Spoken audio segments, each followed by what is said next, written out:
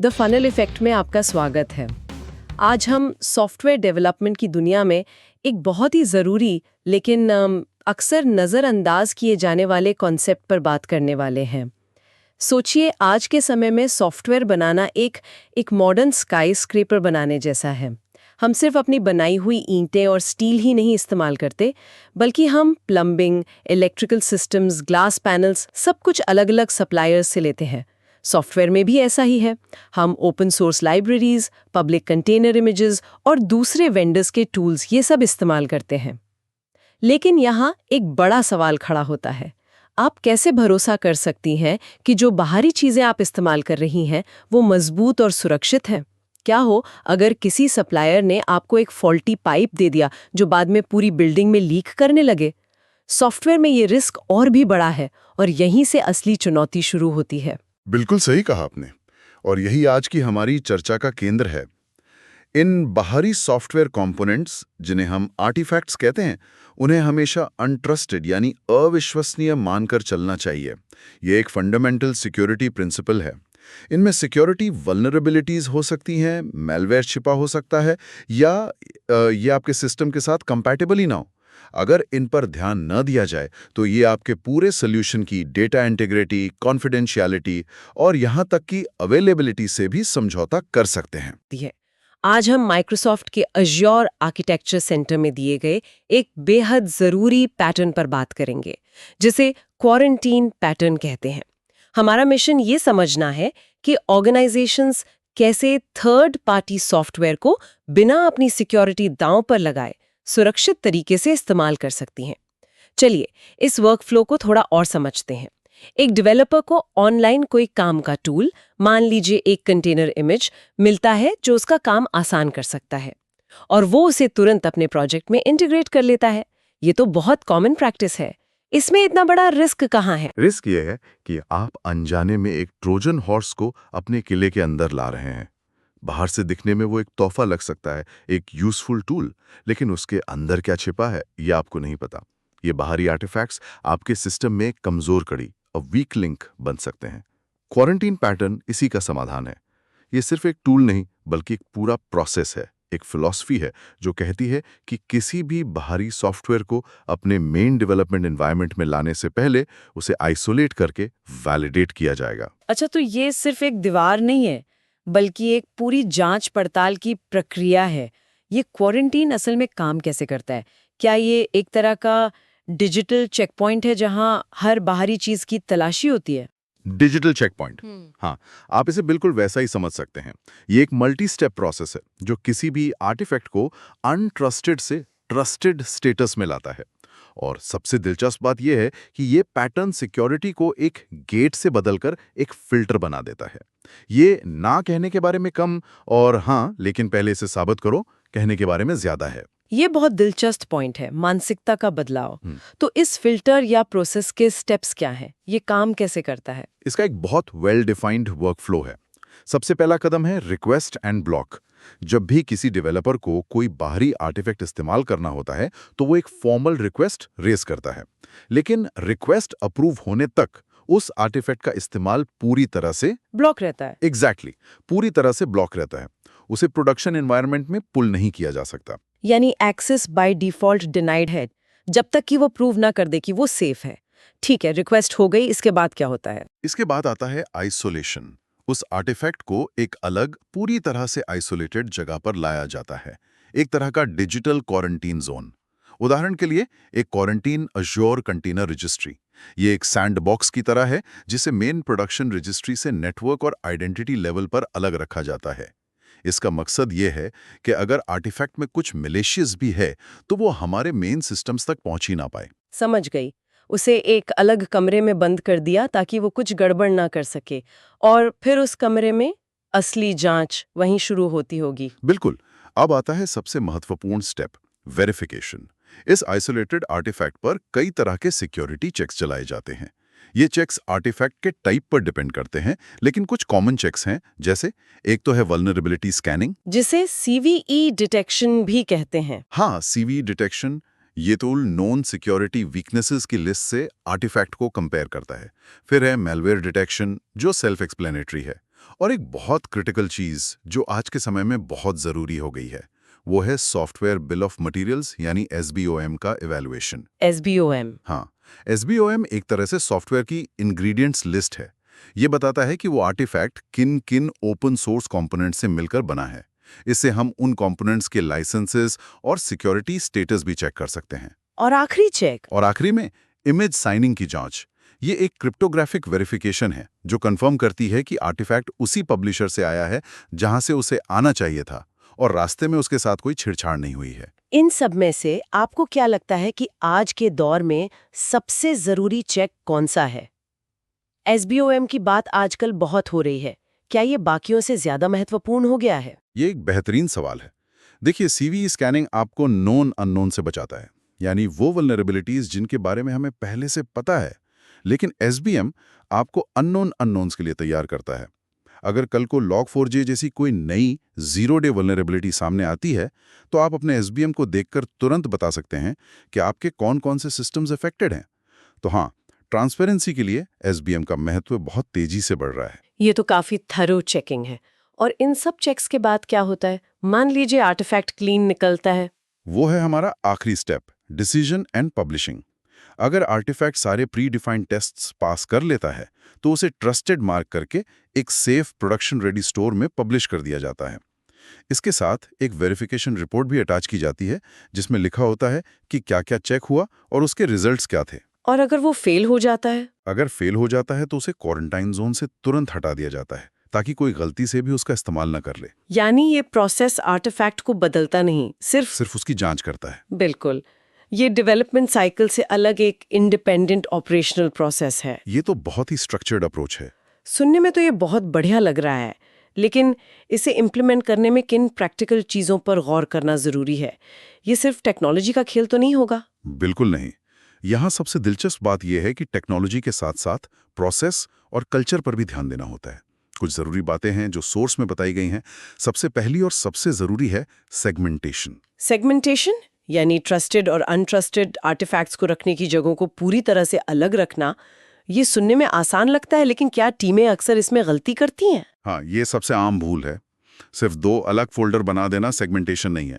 उनके बीच strict network policies और identity controls होने चाहिए।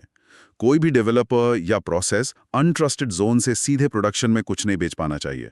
ये एक डिजिटल एयर गैप की तरह होना चाहिए जिसे सिर्फ ऑटोमेटेड वैलिडेशन प्रोसेस ही पार कर सकें। ये ऑटोमेशन वाला पॉइंट भी ज़रूरी लगता है। अगर ये सब मैन्युअली करना पड़े तो प्रोसेस बहुत ही धीमा हो जाएगा। बिल्कुल। दूसरी बड़ी चीज है ऑटोमेशन। ये पूरा प्रोसेस रिक्वेस्ट से लेकर वेरिफिकेशन और पब्लिशिंग तक शुरू से अंत तक ऑटोमेटेड होना चाहिए। मैनुअल इंटरवेंशन से ना सिर्फ गलतियां होती हैं, बल्कि ये डेवलपर्स के लिए एक बॉटलनेक बन जाता है।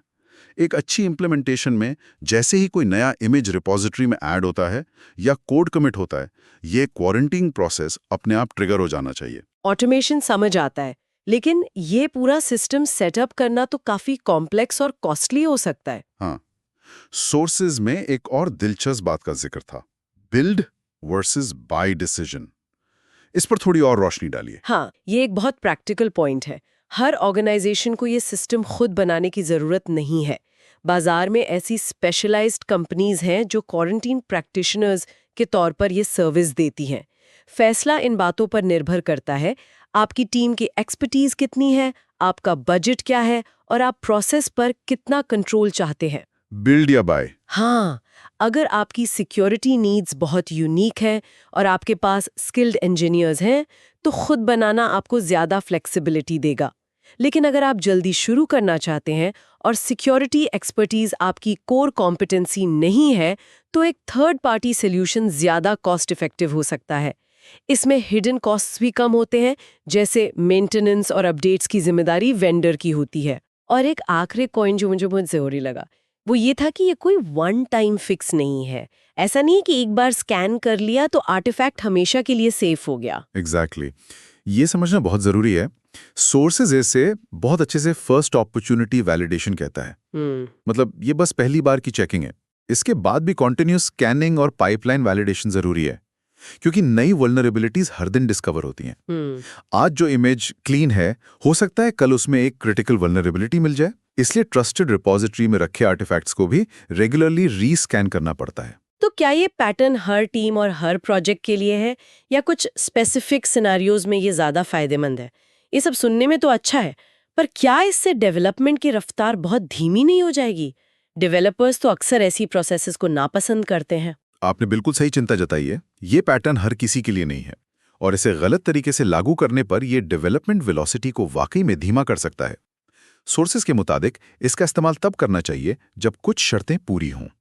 पहली, जब आपकी वर्कलोड टीम बाहर से लाए गए आर्टिफैक्ट्स को इंटीग्रेट कर रही हो, जैसे पब्लिक रजिस्ट्रीज से कंटेनर इमेजेस, न्यूगेट गैलरी से लाइब्रेरीज वगैरह। दूसरी, और ये सबसे जरूरी है, जब टीम ये मानती हो कि एक कॉम्प्रोमाइज्ड आर्टिफैक्ट से होने वाला नुकसान बहुत बड़ा है, मतलब रिस्क मिटिगेशन की कॉस्ट पोटेंशियल डैमेज से कम होनी चाहिए। ओके, ये तो सेंसिबल है। हाँ, अगर आप एक नॉन क्रिटिकल इंटरनल टूल बना रहे हैं तो शायद ये ओवरकिल हो। और तीसरी शर्त है वैलिडेशन रूल्स को लेकर टीम में पूरी सहमति यानी कंसेंसस होना। पास फेल का क्राइटेरिया क्या है ये पहले से तय होना चाहिए। अगर रूल्स क्लियर नहीं होंगे तो प्रोसेस इनकंसिस्टेंट और इनइफेक्टिव हो जाएगा। और ऐसे कौन से हालात हैं जहां शायद इसकी जरूरत ना पड़े? क्या कभी इसे स्किप भी कर सकते हैं? हाँ बिल्कुल, कुछ सिचुएशंस में ये ओवरकिल हो सकता है।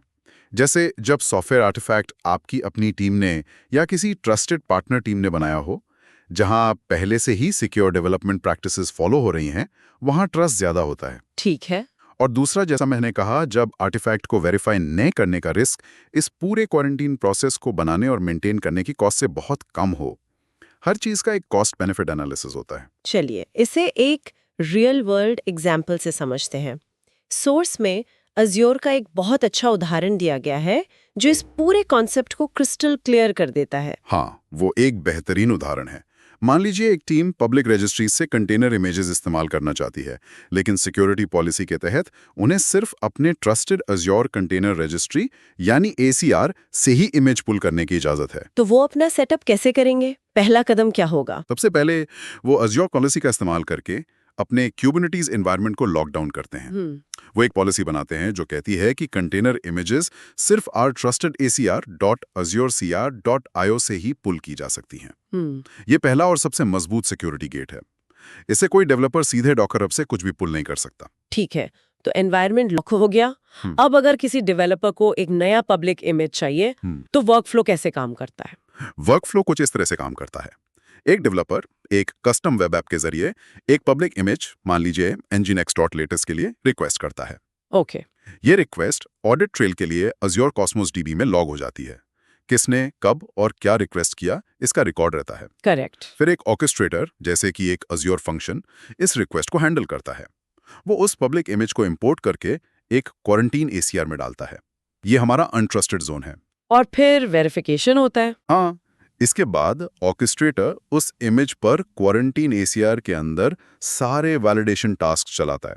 माइक्रोसॉफ्ट डिफेंडर फॉर क्लाउड से CVE स्कैन, कोई third party malware scanner, SBOM generation वगैरह।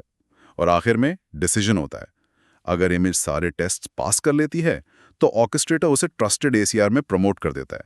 अगर फेल होती है तो उसे क्वारंटीन ACR से डिलीट कर दिया जाता है और डेवलपर को नोटिफिकेशन भेज दिया जाता है।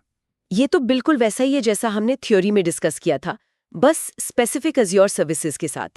सोर्स में एक और दिलचस्प ऑल्टरनेटिव का जिक्र था, पुल मॉडल। ये क्या है और स्टैंडर्ड मॉडल से कैसे अलग है? ये एक बहुत ही नुआंस्ड पॉइंट है।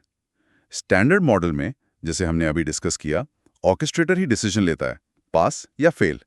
लेकिन पुल मॉडल में ऑर्केस्ट्रेटर डिसीजन नहीं लेता। वो सिर्फ टेस्ट चलाकर एक डिटेल्ड रिपोर्ट पब्लिश कर देता है और इमेज को क्वारंटीन रजिस्ट्री में कुछ समय के लिए छोड़ देता है। तो फिर डिसीजन कौन लेता है? वर्कलोड टीम खुद। वो उस रिपोर्ट को रिव्यू करती है। मान लीजिए रिपोर्ट में 10 लो सिवियरिटी वल्नरेबिलिटीज मिलती हैं। अब टीम फैसला करेगी कि क्या ये रिस्क उनके एप्लीकेशन के लिए एक्सेप्टेबल है। अच्छा। अगर उन्हें लगता है कि है, तो वो खुद उस इमेज को क्वारंटीन रजिस्ट्री से पुल करके अपने एनवायरनमेंट में ले आते हैं। ये अप्रोच कब ज्यादा यूजफुल हो सकती है? ये तो टीम्स पर ज्यादा जिम्मेदारी डाल रहा है। ये मॉडल तब बहुत प्रैक्टिकल है जब एक सेंट्रल सिक्योरिटी टीम अलग-अलग सिक्योरिटी नीड्स वाली मल्टीपल टीम्स को सपोर्ट कर रही हो। हर टीम की रिस्क टॉलरेंस अलग हो सकती है। एक क्रिटिकल कस्टमर फेसिंग एप्लीकेशन की टीम शायद एक भी वल्नरेबिलिटी एक्सेप्ट ना करे। वहीं एक इंटरनल R&D प्रोजेक्ट की टीम कुछ लो सिवियरिटी रिस्क्स लेने को तैयार हो सकती है। पुल मॉडल उन्हें ये फ्लेक्सिबिलिटी देता है कि वो अपनी जरूरत के हिसाब से फैसला ले सकें। तो इस पूरी बातचीत का निचोड़ क्या है? आज की इस गहरी चर्चा से क्या की टेकअवेज है? मेरे लिए तो सबसे बड़ी बात यह है कि किसी भी थर्ड पार्टी सॉफ्टवेयर को बाय डिफॉल्ट अनट्रस्टेड मानना चाहिए। ट्रस्ट बट वेरीफाई वाला कॉन्सेप्ट यहाँ नहीं चलता, यहाँ डिस्ट्रस्ट एंड वेरीफाई का सिद्धांत चलता है। बिल्कुल। और क्वारंटीन पैटर्न से वेरीफाई करने का एक सिस्टमैटिक और ऑटोमेटेड तरीका देता है। ये अनट्रस्टेड और ट्रस्टेड के बीच एक मजबूत दीवार खड़ी करता है। ये सिक्योरिटी को डेवलपमेंट प्रोसेस का एक इंटीग्रल हिस्सा बनाता है, न कि एक आफ्टर थॉट जो अक्सर डेवलपमेंट के बाद में जोड़ा जाता है। ये प्रोएक्टिव सिक्योरिटी है, रिएक्टिव नहीं। मुझे एक टीम याद है जिसने इस पैटर्न को नजरअंदाज किया और एक पब्लिक लाइब्रेरी की वजह से उनका पूरा प्रोडक्शन डेटाबेस कॉम्प्रोमाइज हो गया था। उस एक गलती की कीमत उन्हें महीनों की मेहनत और रेपुटेशन के नुकसान से चुकानी पड़ी। ये पैटर्न ऐसी घटनाओं को होने से रोकता है। सही कहा, ये प्रोएक्टिव सिक्योरिटी है। आज की चर्चा के अंत में मैं सुनने वालों के लिए एक विचार छोड़ना चाहता हूं। हमने वेरिफिकेशन चेक्स में सॉफ्टवेयर बिल ऑफ मटेरियल्स यानी SBOM का जिक्र किया। वेरिफिकेशन एक बात है, लेकिन ट्रांसपेरेंसी का क्या? जैसे जैसे सॉफ्टवेयर हजारों टुकड़ों को जोड़कर बन रहा है, क्या भविष्य में हमें हर सॉफ्टवेयर के लिए एक डिटेल्ड इंग्रेडिएंट्स लिस्ट की जरूरत नहीं पड़ेगी? ठीक वैसे ही जैसे प्रोसेस्ड फूड पर होती है। क्या सिर्फ सिक्योरिटी वेरिफिकेशन काफी होगा या पूरी ट्रांसपेरेंसी ही सॉफ्टवेयर सप्लाई चेन सिक्योरिटी का अगला फ्रंटियर है? द फनल इफेक्ट देखने के लिए धन्यवाद।